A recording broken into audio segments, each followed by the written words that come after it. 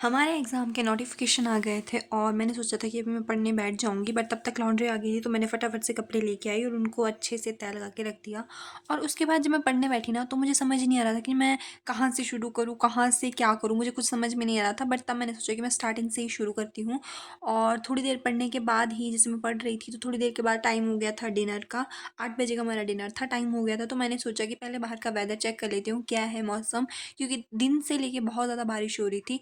और जब बाहर गई तो बारिश का तो आराम था, बट हवाएँ चल रही थी ठंडी और मौसम बहुत अच्छा था। बट मैं ज़्यादा देर तक बाहर रहती तो मुझे पक्का ज़ुकाम होने वाला था।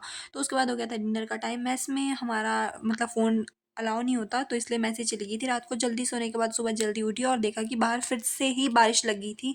तो आज सुबह मैं जल्दी उठ गई थी क्योंकि मुझे कहीं जाना था। तो मैं फटाफट से जैसे पानी ले जा रही, तो मुझे ये छोटी-सी बिल्ली दिखी और मुझे लगता है कि इस फ्लोर पे सुबह-सुबह ये और सिर्फ़ मैं ही जागे हुए हैं इस वक़्त पे। उसके बाद इन दोनों बाल्टियों को 3rd फ्लोर से 5th फ्लोर तक लाते-लाते जो मेरी हालत हुई है ना, मैं बता नहीं सकती। फिर फटाफट से नहाई और फटाफट से रेडी हुई, तभी नोटिफ़िकेशन आता है कि अभी हमारी बस थोड़ी डिले हो जाएगी बारिश की वजह से, जब बारिश बंद होएगी तब हमें जाना है। बट जैसे ही नोटिफ़िकेशन आता है कि अब हमारी बस है, तो सब लोग ऐसे भागते हैं कि पूछो मत, और मुझे भी इनके पीछे-पीछे भागना पड़ता है ऑफ़ कोर्स। उसके बाद ऐसी हालत में मुझे जाना पड़ता है बस के लिए।